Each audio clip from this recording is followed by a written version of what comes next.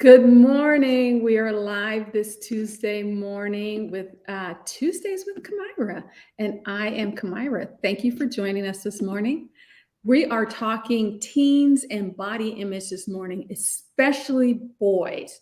We have a wonderful guest, Dr. Charlotte Markey, who just wrote a book all about body image and especially boys. She's going to tell us about that in a minute. But first, I want to remind you that we are live Tuesday morning at 10:30 a.m. Eastern Time. If you're joining us now, please feel free to put your questions and comments in the comment section, and Charlotte will answer those live. If you are watching a replay, and a lot of you do, thank you for doing so. Charlotte won't be able to answer your questions if you're watching a replay, but feel free to put them in the questions box anyway, because you can dialogue with other people who are watching the replay. And I always see a lot of good conversations happening that way. Good morning, Charlotte. Good morning. Thank you so much for having me. This is so fun to get a chance to talk with you. Thank you. Thank you for joining us this morning. Why don't we start with you telling us a little bit about yourself and your work? Yeah, so I am a psychology professor at Rutgers University, and I have been studying body image and eating behaviors for 25 years now. And I've started writing books, I guess, about 8, 9, 10 years ago now, trying to get evidence-based information out to public audiences. So my most recent books are the body image book for girls and the body image book for boys. Okay. Tell us a little bit about the body image book for boys. Do you have a copy to show us? I do, yeah. Yeah. So it looks like I have a backdrop here too, but here's the body image book for boys. And I'm going to open it really quick because I think it's important to see. It's really colorful and really meant to be really accessible for kids. Lots of pictures and lots of little sections, so it's easy to read through. And the goal was really to normalize conversation about body image and boys, because we've been talking about body image with girls for so long, and we've really missed the fact that boys have concerns too. They feel self-conscious, they go through puberty, they experience all the transitions during adolescence that girls do. And it's important for us to know what to expect as parents and caregivers, and also to know how to support boys during this. It really is. Thank you. I have a great announcement. Charlotte has generously offered 5 copies, complimentary copies of her book. And we're going to give them randomly to our audience members. If you send your postal address to my email address, and I'm going to say it in a moment, it's going to be in the comments section, put in the subject line Dr. Markey's book. That way I'll be able to know what it is. And then on today is Tuesday, Thursday morning, about 9 a.m., I'm going to randomly pick 5 winners of the book, and we will send it to you. So subject line, Dr. Markey's book, inside your name and postal address. That's all you have to do. And my email address is kharding@yourteenmag.com. It's going to be in the comment section. So it's kharding@yourteenmag.com. And I see it popped up in the comment section. Thank you for that. We appreciate it. Of course. It's all about getting the information out there to as many kids and families as possible. Yes. Let's start off with, what is body image and how do our teens develop a relationship with it? So body image is how we think and feel about our bodies. We all have a body image, but it's not just this superficial element of ourselves.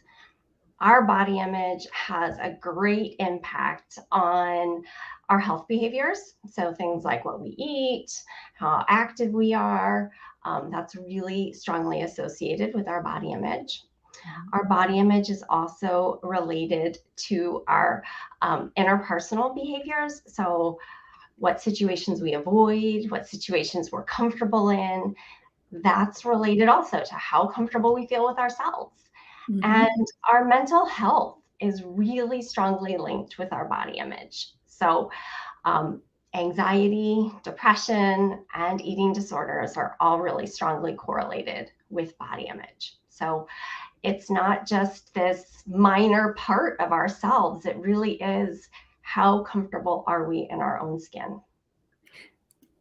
We're hearing a lot about teens and teen anxiety. It increased dramatically during the shutdown and really hasn't leveled off yet. So, how is that related to body image?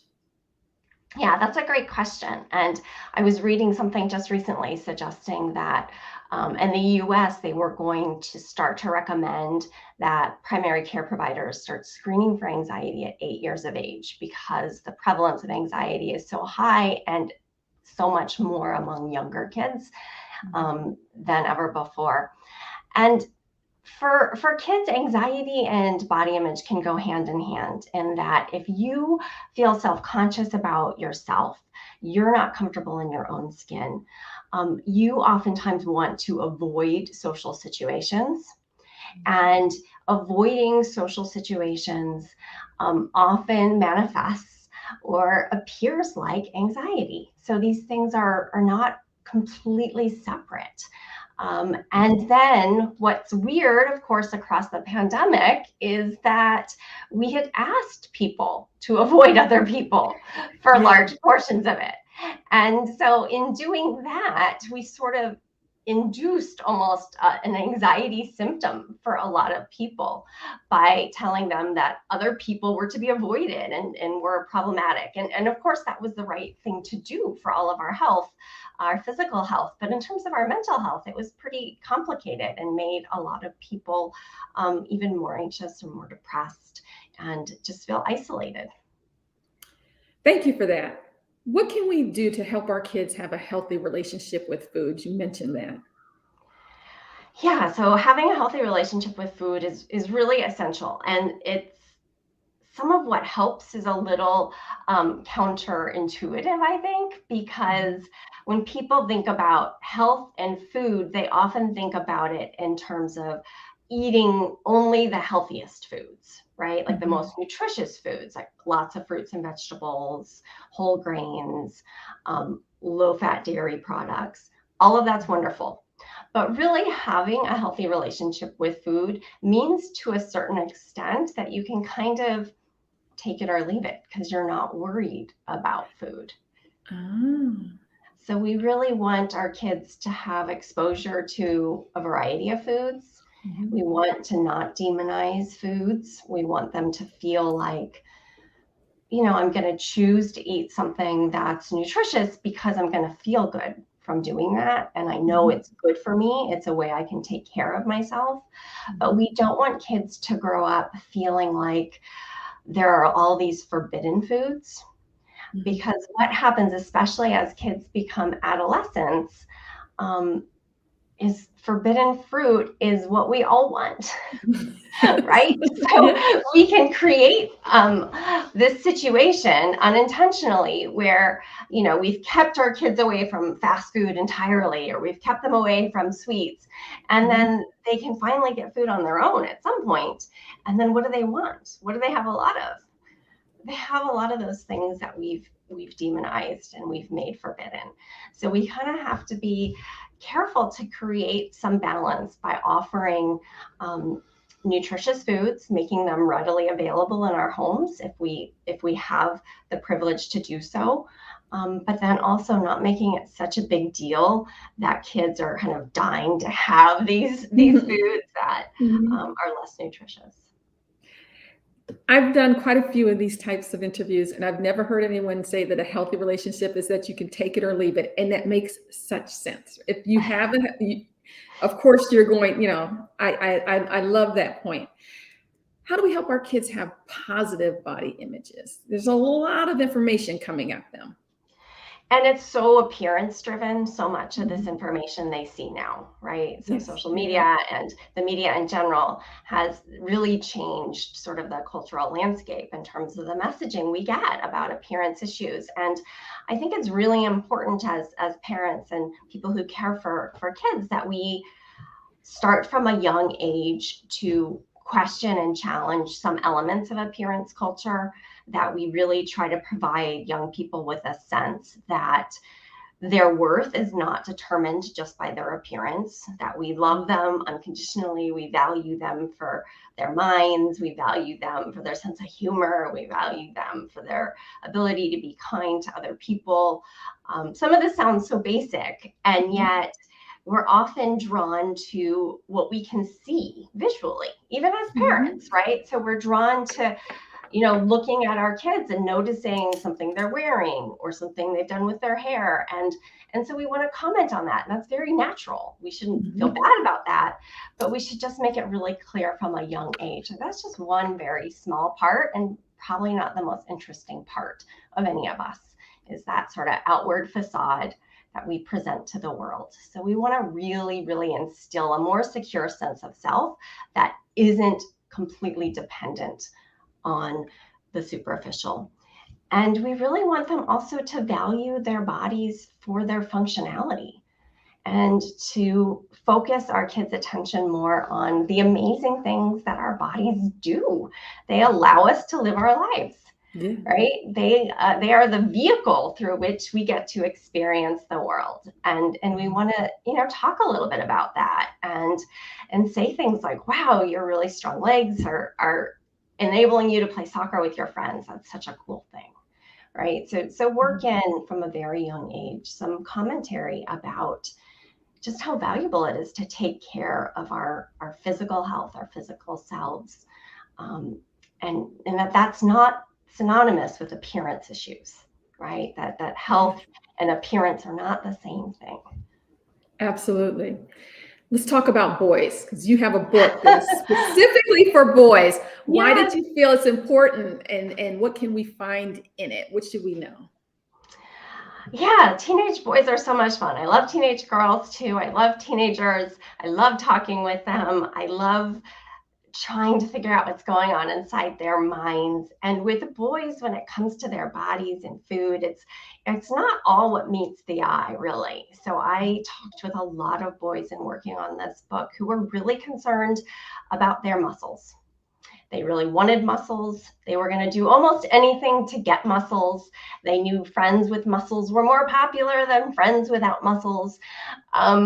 So I think we have to be really careful as parents and caregivers to make sure that we're not equating masculinity with muscularity, that we're teaching boys that these sort of outdated views of masculinity, that you have to be strong and stoic to be a man, are just incomplete. So that's one of the many issues I address throughout the book, is this sort of view of masculinity, the limited value perhaps of muscularity, because after all, like most of us, like, what do you need all those muscles for actually? Like, what are you going to do with all of them? And boys also have sort of interesting relationships with food often. So when girls have a troubled relationship, girls and women have a troubled relationship with food, there's often more restriction involved. And sometimes it becomes more apparent to caregivers earlier on, because there's weight loss, and there's avoidance of food, or even situations that involve food. But with boys, there's usually not the same degree of restriction, as much as there's some hyper focus on protein intake, which is kind of strange, because of all the nutrients that we need to function. In developed countries, we are apt to get adequate protein. So of all sorts of nutritional requirements, protein is usually like the one thing, if we're food secure, we're getting enough of. And so if boys want to, eat a ton of meat or protein powder, they're just going to excrete that extra protein. Your body can't do anything with it, really.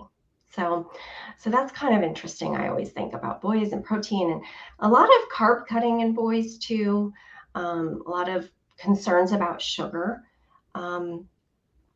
Sugar's in pretty much everything, though. It's hard to totally avoid. And again, going back to this concept of being careful not to demonize, not to worry so much about some of what we eat. So boys are definitely a little bit different than girls in terms of some of these issues. We have a couple of questions. This one came in right as I asked you the question about boys. So it's actually pertaining to the previous conversation. So what would you say if we have complimented on what they were wearing in the past? How can we correct that now? Thank you for the question, Sandra. Yeah, that's a great question, Sandra. And lots of people ask me that.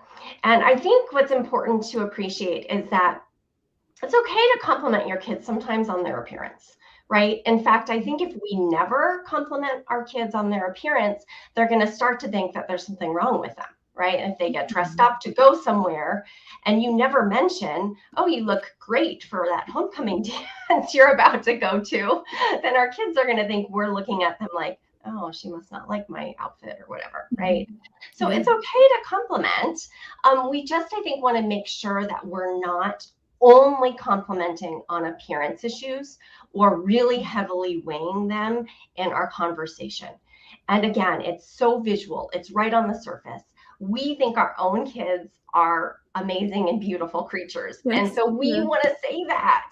And I don't think we should resist it entirely, but we just want to make sure that's not all we're saying. Okay. The next question is tangentially related. I'm going to put it up because I think it can lead to somewhere else. And Dorothy says, why does my son want to wear a skirt? Well, have you asked him? Yes. You know, I couldn't say for sure.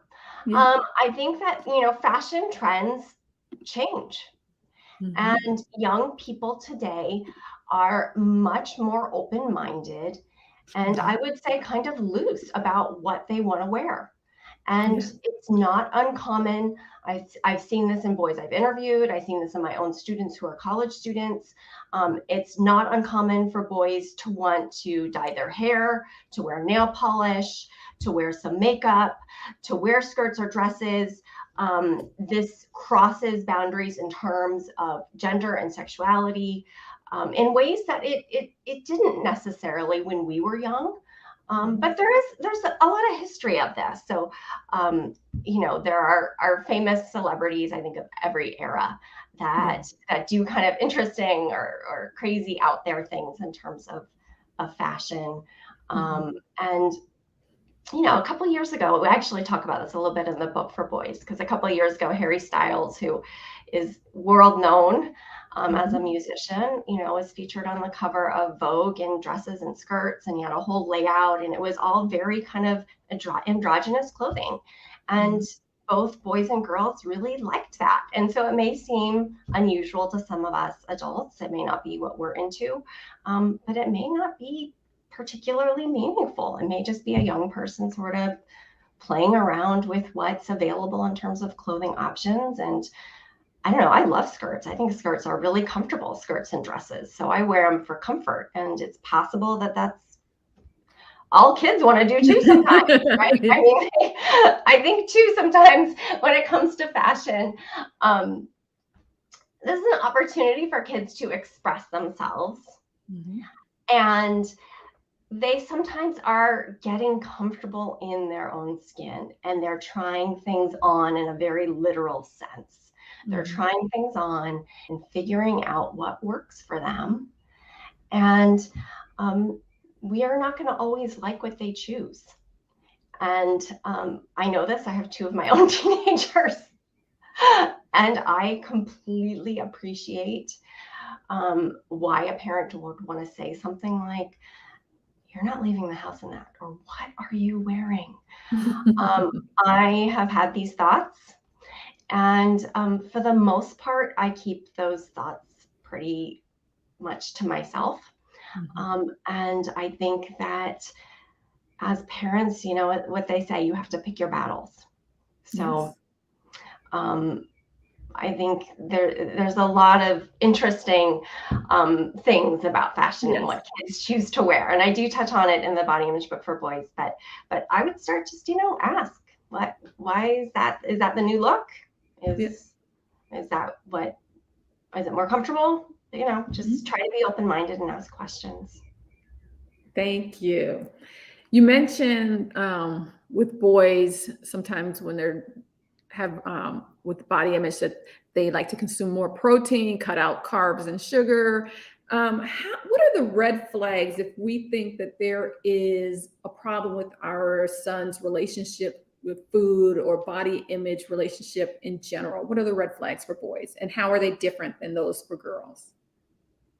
They are a little bit different often, not always, but often, because what we see with boys is that they often say they want to get healthy, and it looks like health at first, right? Because, skipping dessert is not inherently a bad thing.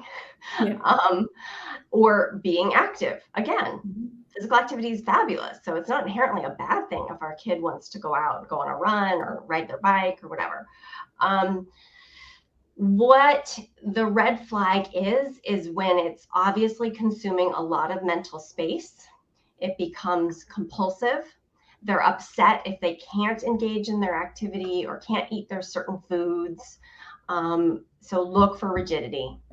And if you aren't sure, you can ask. You can say, I have some concerns. It seems like you're going to the gym a lot. Like, why do you feel that's so important? I have concerns. You seem to never eat ice cream anymore for dessert. It's okay to have ice cream sometimes. What's going on in your head in terms of that choice? And I think sometimes this rigidity will become apparent if it's a birthday or something and your kid doesn't want cake. Yeah. Right? Then okay, this has gone too far. This is not good anymore. Right? This is not just like I'm trying to be a little healthier and I'm gonna eat less junk or I'm gonna exercise more. This is like I feel I can't do those things and that's affecting the rest of my life. Or I don't want to go out with my friends because they're going to go get wings and fries and I don't want to do that. Right? Sorry, go ahead. No. How do we help them? So we see these red flags. Now, what's the next step? How do we help our sons? I think it depends on how long this has been going on for, how concerned we are. And oftentimes it may make sense to include a provider to just make sure that they're physically stable. And so you can make a well visit with a pediatrician or whatever provider you see, and just make sure that they're have them do blood work, have them check out their pulse, have them make sure they're not losing weight. Kids, for the most part, do not lose weight across adolescence. It's often a red flag if there's weight loss because they're getting taller. Right? And their bodies are changing. So they're filling out, they're getting taller. They shouldn't really be losing weight. So that's a red flag. And if any of that's happening, then that's oftentimes, get a provider involved, make sure things are stable, make sure it's not more serious than you realize. I've talked with a number of parents who bring their kid for like an annual checkup and are shocked to learn at that juncture that their kid's pulse is really low.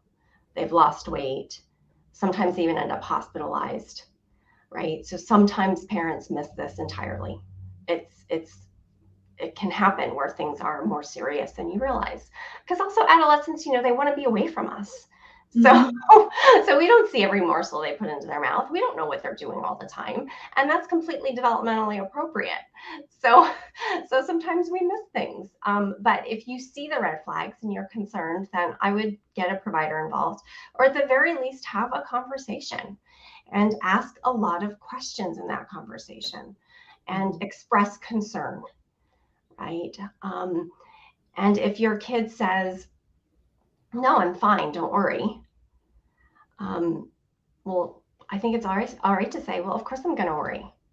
I tell my son that all the time. I say, I'm your mom. It's my job to worry about you. You do not get to tell me not to worry about you. And then you follow up again, right? That doesn't necessarily mean that everything's fine because your kid tells you not to worry. We were teenagers. We know that trick. So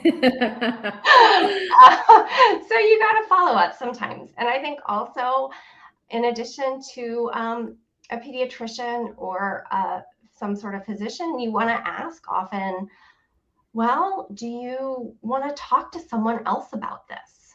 Mhm. And you might want to get a school psychologist if you have access, because that can just be easier and cheaper, frankly. Mhm. If your school has a psychologist on staff who will do a check-in with your kid. Um, we want our kids to talk to us and to feel like we are there for them and to feel comfortable talking to us.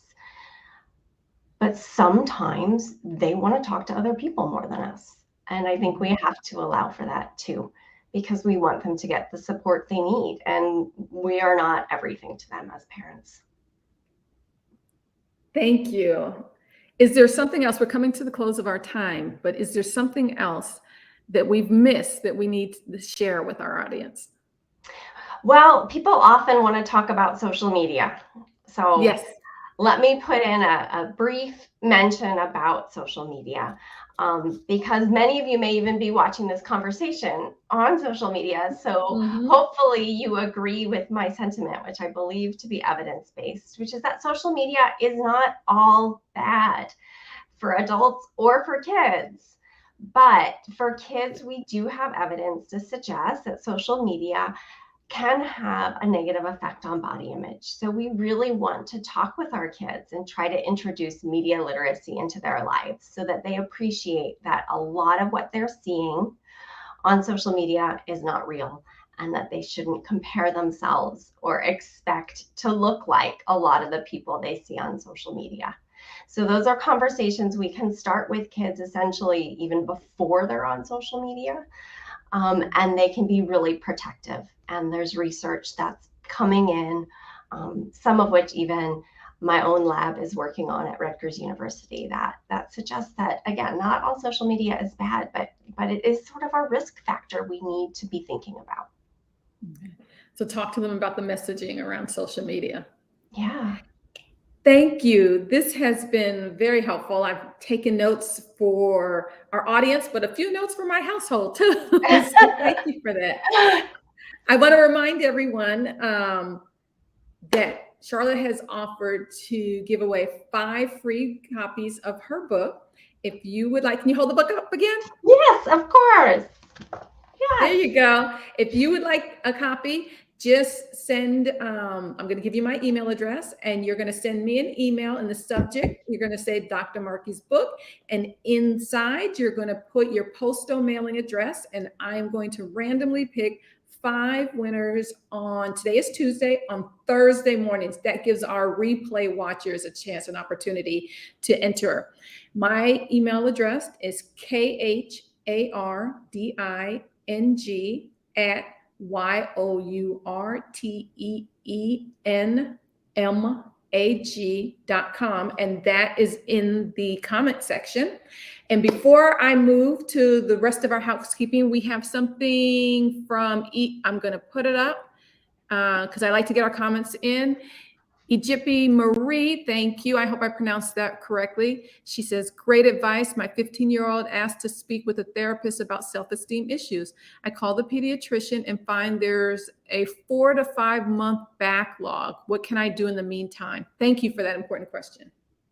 That's a great question. And you are doing something so right as a parent if your teen is coming to you asking for that support. I think that that means already that actually things are going better than it may seem. Yeah. And this is what I would do. Go online and look for providers in your area. There's really a shortage now, but I wouldn't necessarily wait 4 to 5 months. And there are some options that are online, they're remote, and most of the evidence suggests it's as effective. And especially for kids, they're really adept now at using technology that allows them to communicate online. So it can actually be convenient, easier in some ways, sometimes even cheaper, believe it or not. So look maybe for a remote option. And I would tell your teen that if you find a therapist in person, online, whatever it is, if they don't like that person, they don't love that person, you can find someone else, because that connection and that fit does really matter. But start looking in other places. The pediatrician is not the only one with access to those sorts of lists and resources. Thank you. That was an important question and a wonderful answer. We're going to finish up with our little housekeeping. Tonight is the last night of our Destination College Summit. It is also the night that we pull our grand raffle winner. The grand raffle is a complimentary SAT or ACT prep course offered courtesy of Sylvan Learning. That is a $1,200 value. And if you're registered, all Destination College registrants are eligible for that. If you have not registered and you feel like you shouldn't because this is the last session, don't worry about that, because once you register, you will receive recordings of all the sessions and you can watch at your comfort, in the comfort of your home, whenever you need. You can stop and start. So don't let that stop you. You can still register, get all 8 sessions, and be eligible to win the grand raffle prize. But you must be registered by 5 p.m. I believe it is tonight. Jessica's going to, yep, she already put it in 5 p.m. tonight. So you should do it right now. Don't forget. And tomorrow, same time, 10:30 a.m. Eastern time, on all of our social media platforms, we have Coffee with Jen and Sharon. That's always a fun time. They talk about something having to do with parenting teens or just being a mom and nothing about the kids at all, which is always good. So bring your coffee and join them 10:30 on Wednesdays. Charlotte, thank you so much. And we have I want to put this up because you should see this. Oh, yes, you're doing it. These are hard years. I know it. I feel it. But you're doing it, and your kid's gonna be just great. I know it. And it's a fun time. It's a hard time though. It's a hard time, but you're doing it. Thank you so much. Thank you everybody for watching. Thank you, Charlotte, for joining us. And I will see you guys next week.